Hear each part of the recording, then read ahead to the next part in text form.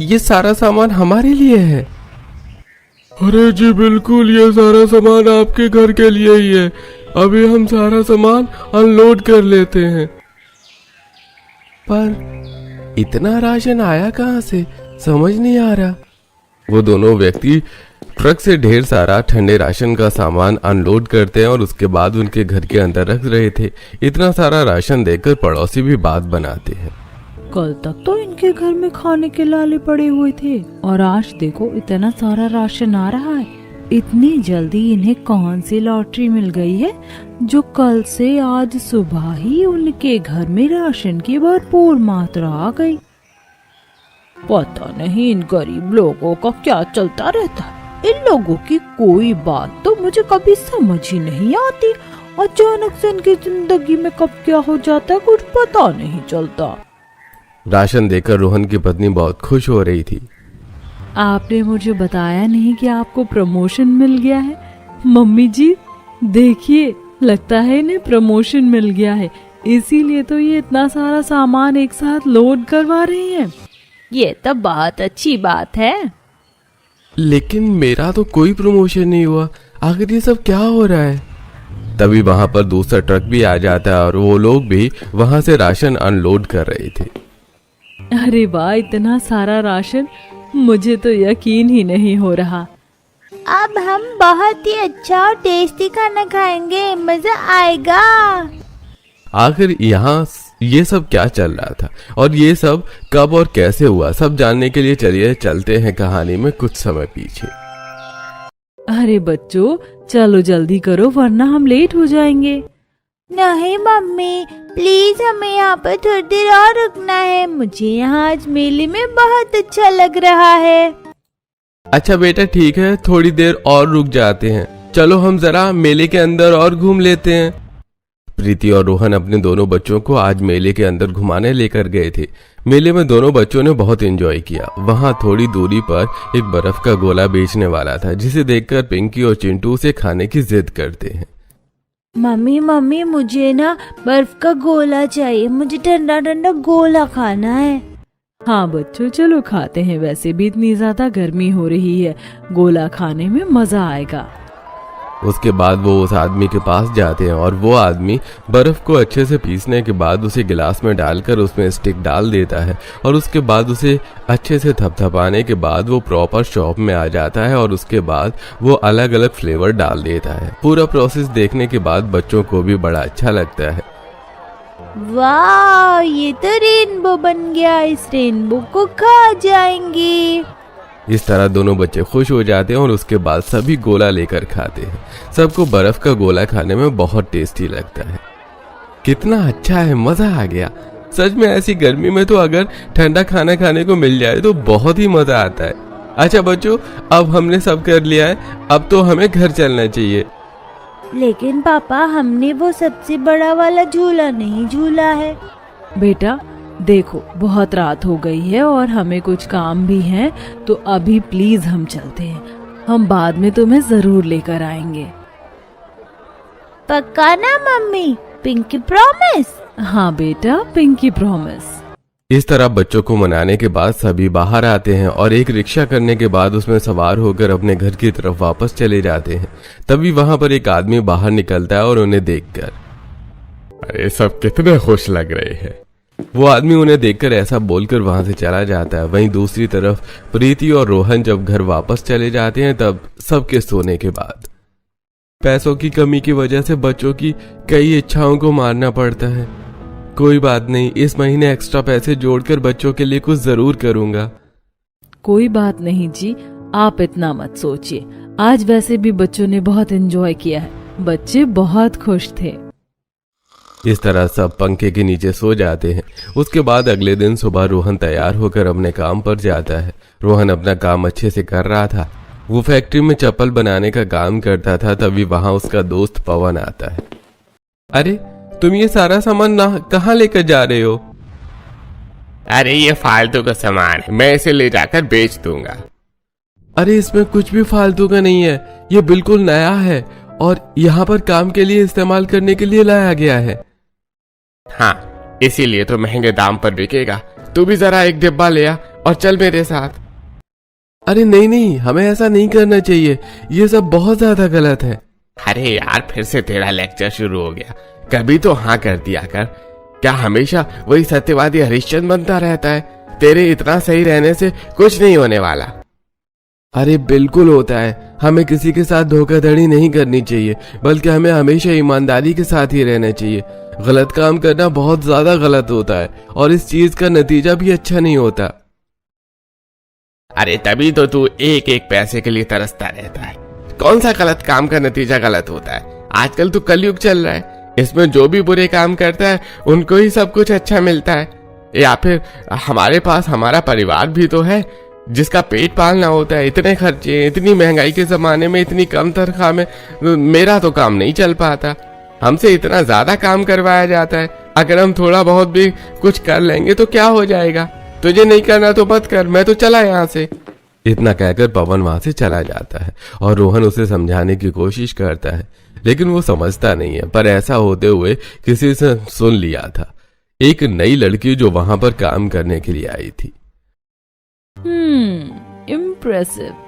मुझे ये लड़का काफी अच्छा लगा। कुछ तो बात है इस लड़के में। ऐसा लगता है जैसे मैंने इसे पहले कहीं देखा है, लेकिन कहाँ देखा है बिल्कुल याद नहीं आ रहा। कोई बात नहीं, अब तो धीरे धीरे सब पता ही चल जाएगा। इतना कहकर वो लड़की वहां से चली जाती है और वहीं दूसरी तरफ घर पर गर्मी के मारे सबका बुरा हाल हो रहा था। प्रीति बच्चों के लिए दोपहर में चूल्हे पर खाना बना रही थी। हे भगवान, इतनी ज्यादा गर्मी है कि बस पसीनों से ही नहा लेते हैं। वहीं दूसरी तरफ चारपाई पर बैठी शांति भी गर्मी से बेहाल हो रही थी और वो हाथ पंखे से हवा कर रही थी। इतनी भीषण गर्मी में तो मन करता है कि कुछ ठंडा खाओ पियो, लेकिन हमारे घर में तो बस गर्म खाना ही बनता है। ठंडा राशन आए हुए तो बहुत समय हो गया। ठंडा राशन? ठंडे राशन में क्या हो सकता है मम्मी जी? अरे बेटा, होना क्या क्या है, वही जितनी भी ठंडी चीजें होती हैं, हमारे शरबत, सत्तू का आटा, तरबूज, खरबूजा, ऐसी ऐसी चीज होती हैं। ठंडी मीठी लस्सी, बेल का शरबत भी बहुत ठंडा होता है। इसके साथ मिश्री, सौंफ, गुलकंद, खीरा, ककड़ी, यही सब होता है। और आइसक्रीम, कुल्फी तो मुझे बहुत पसंद है। ये सब सुनकर प्रीति मन में सोचती है, काश हमारे घर में भी ठंडा राशन आ पाता। ये सब कुछ आए भी बहुत समय हो गया है और गर्मी में सबका खाने का भी मन करता है। देखती हूँ, कुछ न कुछ तो ठंडा लेकर ही आऊंगी। ऐसा सोचते हुए प्रीति खाना बनाती और उसके बाद सभी को खाना परोसती है। सब खाना खाने बैठे ही थे कि तभी लाइट भी आ जाती और उन्होंने अपना पंखा चला लिया था। अच्छा है मम्मी, लाइट आ गई, वरना बहुत गर्मी लग रही थी। हाँ, लेकिन हमें तो पंखा चलाने के बाद भी बहुत गर्मी लगती है, क्योंकि अब यह पंखा भी काफी पुराना हो गया है और इसकी मोटर भी बदलवाने वाली हो गई है, तो उसके बाद इसके अंदर पहले वाली बात नहीं रही। हालांकि ये बाकियों की तरह बहुत ठंडी हवा नहीं देता, पर कम से कम अभी चूल्हे के आगे जितनी गर्मी लग रही थी, यहाँ बैठने के बाद थोड़ी सी तो राहत मिल रही है। हाँ बिल्कुल, कम से कम उसे तो फिर भी थोड़ी बहुत राहत है। इस तरह सब पंखे की हल्की फुल्की हवा के सामने बैठकर खाना खाते हैं। यूं ही दिन गुजर रहे थे। कुछ दिन बाद जब रोहन प्रीति को पैसे देता है, अभी मेरे पास पैसे यही हैं, तो मैं इन्हीं से काम चलाना होगा, और कुछ दिन बाद हमारी पगार मिल जाएगी, तो उसके बाद राशन पानी जो भी लाना होगा तुम ले आना। जी ठीक है। अब प्रीति उन पैसों को लेकर राशन की दुकान पर जाती है और वहां पर ठंडे राशन का दाम पूछती है। देखिए बहन जी, जो शरबत आप कह रही हैं वो 400 रुपए का है, और सत्तू का आटा भी हमारे पास पैकेट वाला है जो कि आपको 150 रुपए किलो पड़ेगा। ये सब सुनने के बाद प्रीति मन में सोचती है, ये तो काफी महंगा है, इतना महंगा तो नहीं हो पाएगा। एक काम करती हूँ, अभी के लिए सिर्फ गोंद कतीरा ही खरीद लेती हूँ और उसके साथ थोड़ी सी मिश्री और सौंफ खरीद लेती हूँ। ये सब सोचने के बाद प्रीति अपना ऑर्डर दुकानदार को बता देती है। उसके बाद वहां पर खड़ी उसके पड़ोसन उसका मजाक उड़ाती है। जब तुम्हें कुछ खरीदना ही नहीं था तो उसके दाम पूछने की क्या जरूरत थी। ओह अच्छा, मैं समझ गई। अब याद आया, तुम तो गरीब हो, तुम्हारे पास तो ये सब खरीदने के पैसे ही नहीं हैं। प्रीति को गुस्सा तो बहुत आता है, लेकिन वो बात को आगे न बढ़ाते हुए चुपचाप अपना सामान लेकर घर वापस आ जाती है। वहीं दूसरी तरफ बच्चे मोनू के घर खेलने गए थे। हेलो बच्चों, तुम सब भी शरबत पियो। ये बेल का शरबत है, मैं ठंडे दूध में डालकर बनाई हूँ। उसके बाद बच्चे शरबत पीते हैं, उन्हें वो बहुत ही ज्यादा स्वादिष्ट लगता है। आंटी ये तो बहुत ही ज्यादा टेस्टी था। हाँ, इसे पीने के बाद तो बहुत अच्छा लग रहा है। मैंने आज से पहले इतना टेस्टी शरबत कभी नहीं पिया। मुझे खुशी है कि तुम्हें ये अच्छा लगा। ये मलाई वाला शरबत है, सबको बहुत अच्छा लगता है। अगली बार जब भी तुम्हारा पीने का मन करेगा तो आ जाना, मैं तुम्हें पिला दूंगी। पायल बहुत ही अच्छी थी। वो कभी बच्चों में भेदभाव नहीं करती थी। उसे बच्चे बहुत पसंद हैं। वो अक्सर अपने घर आए बच्चों को कुछ न कुछ खाने पीने के लिए दे देती थी। शरबत पीने के बाद जब दोनों बच्चे घर जाते हैं तो वहां पर प्रीति उसके बाद सभी को गोंद खातिर और उसके अंदर मिश्री डालकर शरबत बनाकर सबको पीने के लिए दे देती है। हाँ, इसे पीने के बाद तो जो ठंडक मिलती है बहुत अच्छा लगता है। जी मम्मी जी। लेकिन हमें तो ये शरबत बिल्कुल भी अच्छा नहीं लगा। हमें तो आज पायल आंटी ने एक शरबत पिलाया था, वो बहुत ही स्वादिष्ट लग रहा था। हाँ, उसे पीने के बाद तो मजा आ गया। मुझे भी वो शरबत बहुत अच्छा लगा। आप कभी हमारे लिए वैसा शरबत क्यों नहीं लेकर आती? आप जो शरबत बनाती है ये तो बस मीठा होता है, इसमें कोई स्वाद नहीं होता। उन्होंने तो दूध में वो शरबत बनाया था और आप तो बस पानी में बना देती हो। बेटा, मैं मानती हूँ कि अभी मैं तुम्हारे लिए कुछ नहीं कर पा रही, लेकिन मैं बाद में कोई अच्छा सा शरबत लाकर तुम्हें जरूर पिलाऊंगी। अब प्रीति थोड़ी उदास हो गई थी। वो भी चाहती थी कि उसके घर में भी थोड़ा बहुत ठंडा राशन आए, लेकिन अभी उनके हालात भी कुछ ऐसे ही थे। यूं ही दिन गुजर रहे थे। एक दिन बच्चों को स्कूल से लाने का टाइम होता है। तब दोनों बच्चे स्कूल के गेट पर अपनी मम्मी के आने का इंतजार कर रहे थे, लेकिन तब भी वहां आइसक्रीम वाला आता है और बाकी सब बच्चे वहां से आइसक्रीम ले रहे थे, लेकिन पिंकी और चिंटू तो बस उन्हें निहार रहे थे। तभी उनके पास एक आदमी आता है। अरे बेटा, तुम दोनों इस तरह आइसक्रीम को सिर्फ देख रहे हो, तुम दोनों आइसक्रीम क्यों नहीं खरीद रहे? तुम भी आइसक्रीम खरीद कर खा लो। नहीं अंकल, हम आइसक्रीम नहीं खरीद सकते क्योंकि हमारे पास उतने पैसे नहीं हैं। वो आदमी देखता है कि बच्चे आइसक्रीम खाने के लिए तरस रहे हैं। कोई बात नहीं, तुम्हें मैं आइसक्रीम खिला देता हूँ। नहीं अंकल, हमें आइसक्रीम नहीं खानी। अरे बेटा, क्यों नहीं खानी? लेकिन आइसक्रीम तो अच्छी होती है ना। क्योंकि हमारी मम्मी ने कहा है कि अनजान लोगों से कुछ भी नहीं लेना।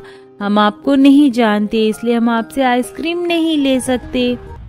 वो आदमी बच्चों को आइसक्रीम खिलाने के लिए मनाता है, लेकिन बच्चे मना कर देते हैं।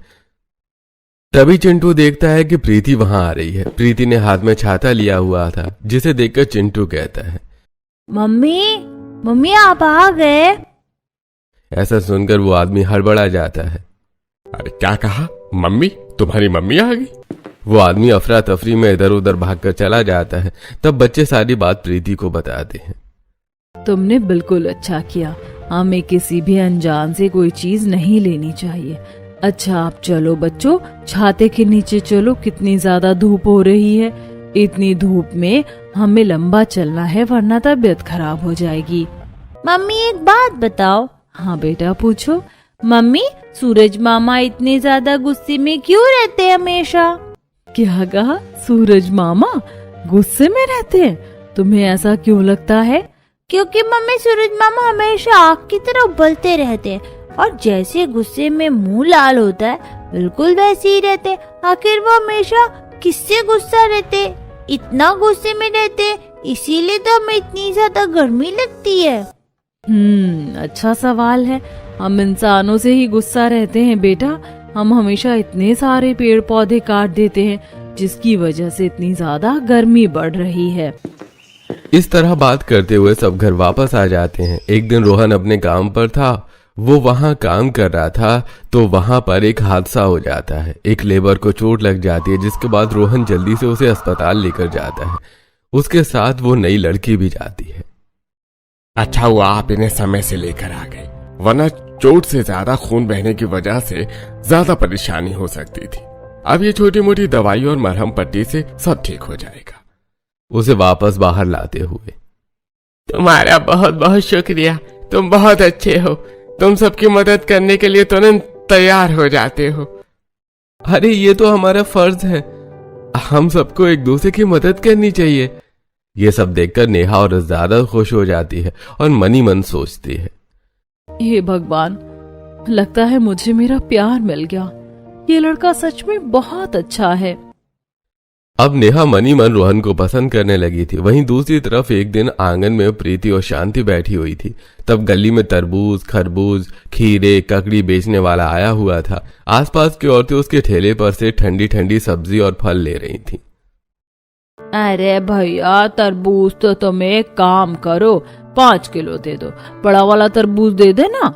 इतनी ज्यादा गर्मी हो रही है कि एक तरबूज तो अंदर जाकर अभी खत्म हो जाएगा। अरे तुमने बिल्कुल सही कहा, आजकल इतनी ज्यादा गर्मी हो रही है और ठंडा खाना पीना खाने पर ही थोड़ा बहुत कलेजे को ठंडक मिलती है, वरना तो शेर भी आग की तरह उबलता ही रहता है। और बच्चों से तो घर में बिल्कुल बर्दाश्त नहीं होती। बच्चों के लिए तो फिर भी हमें सब कुछ खरीदना ही पड़ता है। इस तरह सब ठंडा खाना ले रहे थे, जिसे देखकर प्रीति और शांति बहुत उदास थे। सब अपने अपने बच्चों के लिए कितना कुछ ले रहे हैं और हमें देखा कि हम अपने बच्चों के लिए कुछ भी नहीं ला पा रहे हैं। काश हम भी उनके लिए ठंडा खाना खरीद पाते। मुझे अपनी चिंता नहीं है, लेकिन बेचारे बच्चे, दूसरों को देखकर उनका भी मन करता है। कोई बात नहीं मम्मी जी, आप इतना मत सोचिए, धीरे धीरे सब हो जाएगा। यूं ही दिन गुजर रहे थे। एक दिन जब रोहन काम पर गया हुआ था और प्रीति भी बच्चों को स्कूल लेने गई थी, तब शांति जल्दबाजी में दरवाजे पर ताला लगाती है। मुझे जल्दी से जाना होगा, बस मुझे कोई देख ना ले। अगर किसी ने देख लिया तो गड़बड़ हो जाएगी। उसके बाद शांति सबसे छुपते छुपाती जल्दी से वहां से जाने लगती है। थोड़ी देर जाने के बाद वो एक आदमी उसके पास पहुंचती है। दोनों बाजार में मिलते हैं। आदमी शांति को देखकर बहुत खुश हो जाता है। मुझे खुशी है कि तुम मुझसे मिलने यहाँ पर आई है। मुझे बहुत अच्छा लग रहा है। मैं तुम्हें यहाँ पर खुश करने के लिए या फिर तुम्हें अच्छा लगवाने के लिए तुमसे मिलने यहाँ नहीं आई हूँ। मैंने कल तुम्हें अपने घर के पास देखा था, बस तुम्हें यही आखिरी वार्निंग देने आई हूँ कि जरा सावधानी से रहो और मेरे घर के आसपास आगे से मुझे दिख मत जाना। अरे तुम तो बहुत ज्यादा निर्दयी हो रही हो, तुम्हें ऐसा नहीं करना चाहिए। मुझे तो इससे भी ज्यादा बहुत कुछ करना चाहिए। देखो, मैं नहीं चाहती कोई भी हम दोनों को एक साथ देख ले, इसीलिए प्लीज जो कुछ भी है रफा दफा करो और यहाँ से चले जाओ। आगे से मैं तुमसे मिलने भी नहीं आऊंगी। इतना कहकर शांति वहां से चली जाती है और रमेश उदास होकर सोचता है, आखिर मैं इसे कैसे मनाऊं? मुझे तो कुछ समझ नहीं आ रहा। शांति वहां से चली जाती है और वहीं दूसरी तरफ जब प्रीति बच्चों को ला रही थी तो बच्चे आइसक्रीम खाने की जिद करते हैं। मम्मी हमें आइसक्रीम खानी है। बेटा, आइसक्रीम नहीं, हम बर्फ का गोला खाते हैं। देखो, वहाँ पर सामने बर्फ का गोला भी मिल रहा है। लेकिन इतने दिनों से हमने आइसक्रीम या कुल्फी कुछ भी नहीं खाया। मेरा तो आइसक्रीम खाने का मन कर रहा है। बेटा, तुम यहाँ पर इस तरह बात को ज्यादा मत बढ़ाओ। अभी मेरे पास ज्यादा पैसे नहीं हैं। बात को समझो। चलो हम सब साथ में मिलकर बर्फ का गोला खाते हैं ना। बेचारे बच्चे, अब तो उन्होंने भी सब कुछ बर्दाश्त करना सीख लिया था और उन्हें ये सब कुछ सुनने की आदत हो गई थी। इसलिए प्रीति के समझाने पर वो समझ जाते हैं और उसके बाद सभी वहां पर बर्फ का गोला साथ मिलकर खाते हैं। लेकिन ये सब सीमा देख लेती है और उसने अपने बच्चों को आइसक्रीम दिलवाई थी तो वो अपने बेटे को वहां लेकर जाती है। मैंने कितनी बार देखा है तुम्हारे बच्चों को भी छोटी छोटी चीज खाने के लिए तरसते हैं। आज तुमने फिर से इन्हें तरसा दिया। मेरा बेटा कितनी अच्छी 100 रुपए की आइसक्रीम खा रहा है और तुम इन्हें सिर्फ 5-5 रुपए का गोला खिला रही हो। तुम्हें अपने बच्चों के बारे में थोड़ा सोचना चाहिए। तुम अपने बच्चों के लिए इतना भी नहीं कर सकती तो फिर और क्या ही करोगी। ये सब सुनकर आज तो प्रीति को बहुत ज्यादा गुस्सा आ जाता है और वो भड़कते हुए कहती है, तुम्हें इन सब चीजों की चिंता करने की कोई जरूरत नहीं है। मेरे बच्चे हैं, मुझे कैसे रखना है सब पता है। तुमसे ज्यादा चिंता मुझे मेरे बच्चों की है, इसीलिए ज्यादा दूसरों के मामलों में अपनी टेढ़ी मेढ़ी नाक अड़ाने की जरूरत नहीं है। मुझे सब अच्छे से पता है कि तुम अपने बच्चों के लिए ठीक से खाना तक नहीं बना सकती। किटी पार्टी में जाती हो, अपने बच्चों के लिए टाइम तक नहीं निकालती। बेचारा बेटा तुम्हारा कई बार रोता है, इसीलिए मुझे तुमसे तो सीखने की जरूरत नहीं है कि मुझे अपने बच्चों को कैसे रखना है और कैसे नहीं। आज प्रीति सीमा को खरी खोटी सुनाकर वहां से अपने बच्चों को लेकर चली जाती है, जिसे सुनने के बाद आखिर अपने आप को समझती क्या है, चल बेटा यहाँ से। उसके बाद प्रीति गुस्से में घर वापस आ जाती है और वही दूसरी तरफ नेहा भी रोहन से दोस्ती बढ़ाने की कोशिश करती है। वो अब रोहन से बात करने लगी थी। तो बोलो रोहन, क्या आज तुम मेरे साथ बाहर खाने पर चलोगे? जी नहीं, माफ कीजिएगा, मुझे घर जाना होगा। मैंने अपना सारा काम खत्म कर लिया है। आप भी अपना काम खत्म करके जल्दी से घर चले जाना। अच्छा ठीक है, अब मैं चलता हूँ। इतना कहकर रोहन वहां से चला जाता है, जिसके बाद नेहा खुद से कहती है, लगता है मुझे दोस्ती करने के लिए कुछ ज्यादा ही एफर्ट लगाना होगा, लेकिन मैं तो रोहन के बारे में ज्यादा कुछ जानती भी नहीं। एक काम करती हूँ, आज जाकर देखती हूँ कि रोहन का घर कहाँ है। उसके बाद नेहा अपनी गाड़ी में बैठकर रोहन का पीछा करना शुरू करती है। वो धीरे धीरे गाड़ी चला रही थी और देखती है कि रोहन एक छोटे से घर के अंदर गया है, जिसे देखने के बाद लगता है रोहन के घर की कंडीशन कुछ ज्यादा ठीक नहीं है। वैसे ऑब्वियसली फैक्ट्री में काम कर रहा है, इतनी ज्यादा सैलरी नहीं है, तो कहाँ से सब होगा। इतना देखकर नेहा वहां से वापस चली जाती है और घर के अंदर सब सादा खाना खा रहे थे। क्या बात है प्रीति, आज तुम थोड़ी उदास लग रही हो? आज दिन में सीमा के साथ जो कुछ भी हुआ उसकी वजह से प्रीति का मूड कुछ ज्यादा ही खराब था। नहीं, कुछ नहीं हुआ है। रोहन समझ तो गया था कि कुछ तो बात है, लेकिन वो सबके सामने कुछ नहीं कहता। बाद में खाना खाने के बाद जब सब सो जाते हैं और प्रीति बाहर आंगन में बर्तन धो रही थी, तब रोहन उसके पास बात करने जाता है। आप तो बता दो क्या बात है। कुछ नहीं, बस बच्चों को छोटी छोटी चीजों के लिए तरसते देखती हूँ तो बिल्कुल भी अच्छा नहीं लगता। मेरा मन बहुत ज्यादा दुखता है। अब मैं क्या करूँ? आज सीमा से भी मेरी बहस हो गई थी। प्रीति रोहन को सारी बात बताती है, जिसके बाद रोहन उसे समझाते हुए कहता है, अरे कोई बात नहीं, तुम्हें इस तरह परेशान होने की जरूरत नहीं है। तुम देखना, जल्दी ही सब ठीक हो जाएगा। रोहन प्रीति को समझाता है। उसके बाद दोनों सारा काम खत्म करके घर के अंदर चले जाते हैं, फिर सो जाते हैं। अगले दिन संडे था और रोहन शांति को लेकर बाजार गया था, लेकिन पीछे पीछे नेहा चल रही थी। तो मम्मी, हमने सारा सामान ले लिया है ना?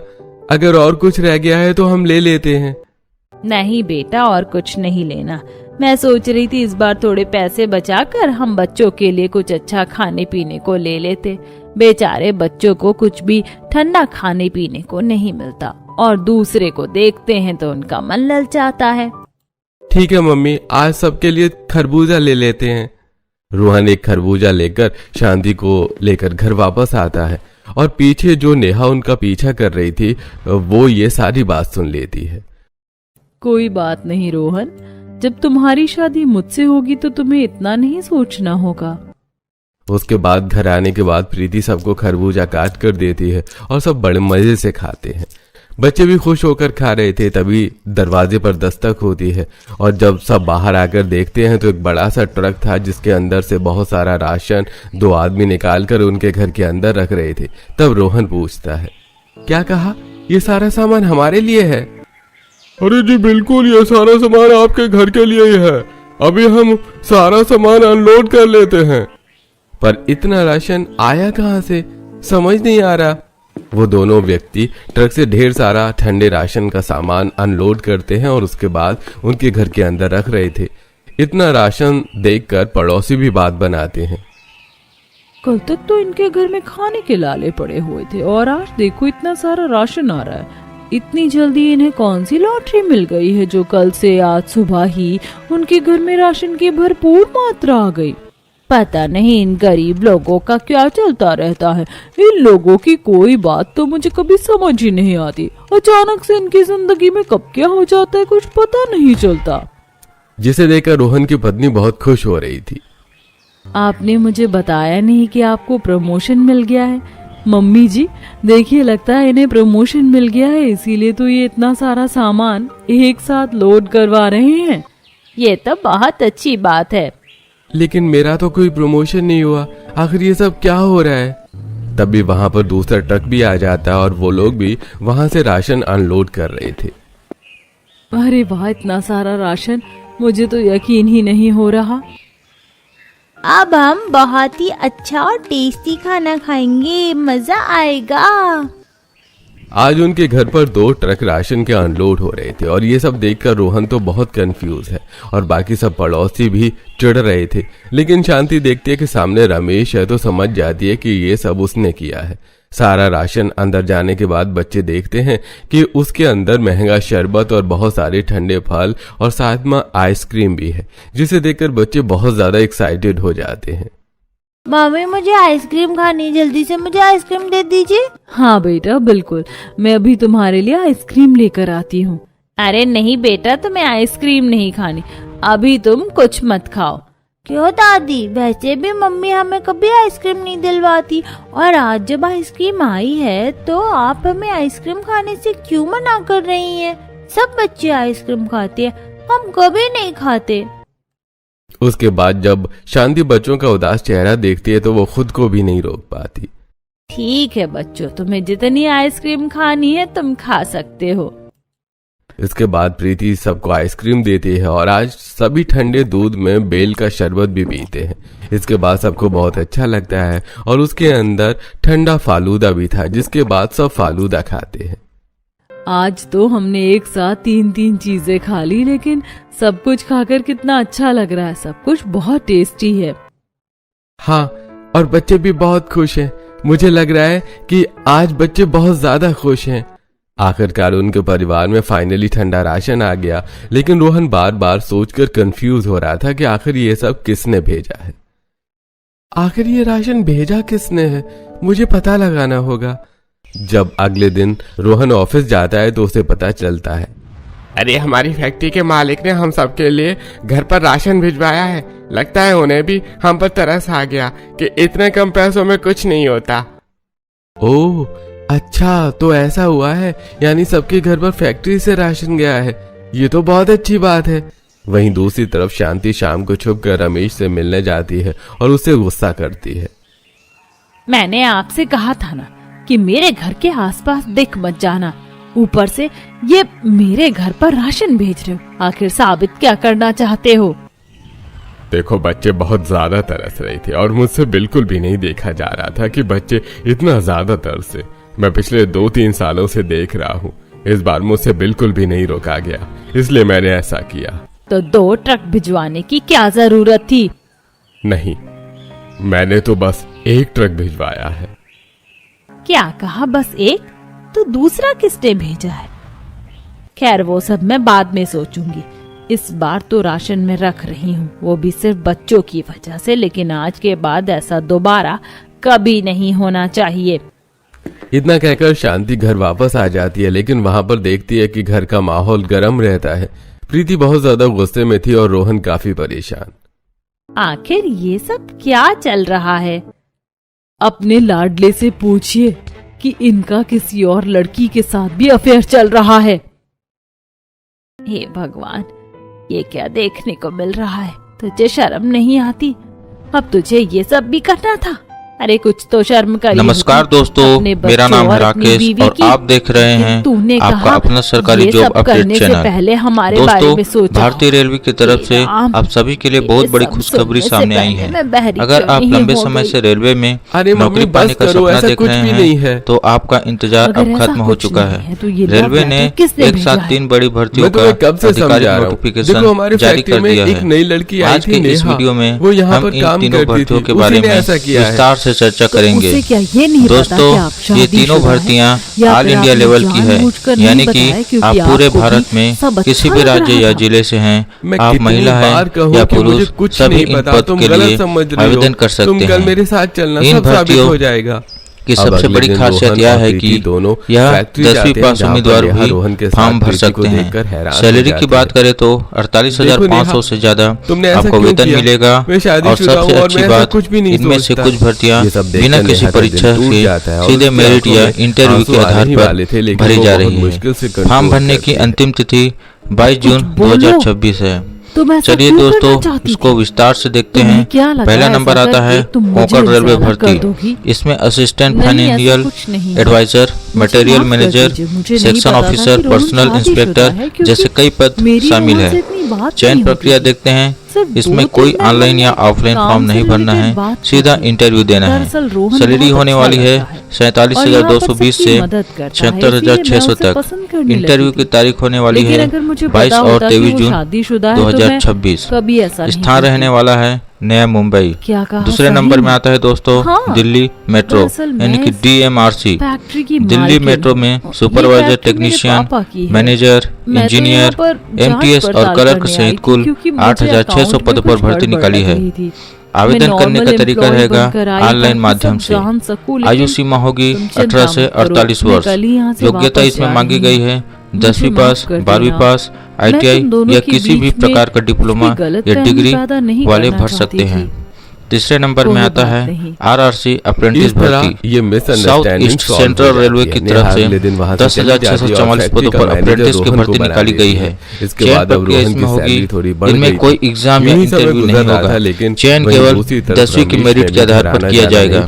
योग्यता इसमें 10वीं पास या ITI मांगी गई है। नोट करने वाली बात लेकिन एक दिन रोहन शांति और रमेश फॉर्म भरते समय अपने पास आधार कार्ड, 10वीं की marksheet, passport size photo, email ID और कास्ट सर्टिफिकेट जरूर रखें। पूरी जानकारी और आवेदन लिंक के लिए देखिए आप मुझे आपकी अधिकारी की वेबसाइट पर विजिट कर सकते हैं।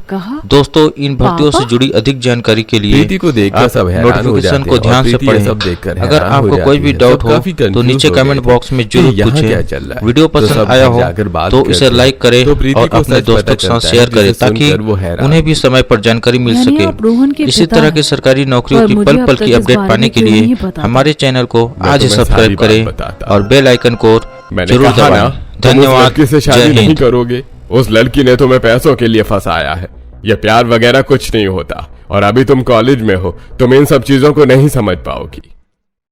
ऐसा कुछ नहीं है पापा, प्रीति बहुत अच्छी लड़की है, आप उसे एक बार मिलकर तो देखिए। अरे ऐसे गरीब फटीचर लोगों से मिलकर क्या करना है? मुझे सब पता है ये सब उनका नाटक और फरेब होता है। मैं तुम्हारी शादी जहां फिक्स कर रहा हूं तुम्हें वहीं शादी कर लेनी चाहिए और अभी ये सब समझने की तुम्हारी उम्र नहीं है। वाह पापा, अगर मैं अपनी मर्जी से शादी कर दूं तो ये सब समझने की उम्र नहीं है, और अगर आपकी मर्जी से करूंगा तो सब ठीक है। शादी करूंगा तो अपनी मर्जी से ही और सिर्फ प्रीति से, वरना किसी से नहीं। अगर ऐसा ही है तो अभी इसी वक्त मेरे घर से निकल जाओ। मैं तुम्हारे सारे क्रेडिट कार्ड ब्लॉक कर दूंगा और तुम्हारी आगे की पढ़ाई भी रुकवा दूंगा। तब तुम्हें पता चलेगा कि जिंदगी जीना कितना मुश्किल है और तब तुम वापस रेंगते हुए मेरे पास वापस आओगे। ये आपकी गलत फहमी है। इतना कहकर रोहन वहां से चला जाता है। आपने हमारे बेटे के साथ ऐसा क्यों किया? क्या हो गया? अगर वो अपनी मर्जी से शादी करना चाह रहा था तो उसे रोक लीजिए। अरे जब उसे रहना नहीं आएगा तो अपने आप वापस आ जाएगा। कुछ ही समय में उसकी अकल ठिकाने लग जाएगी। लेकिन जब रोहन कई महीनों तक वापस नहीं आता तो शांति भी घर छोड़कर रोहन के पास ही रहना शुरू कर देती है। वहीं दूसरी तरफ रमेश अपने घमंड में चूर था। जब शांति भी घर छोड़कर चली गई तो मुझे लगा कि अब तो इन दोनों को और ज्यादा परेशानी होगी और ये दोनों जल्दी ही वापस आएंगे।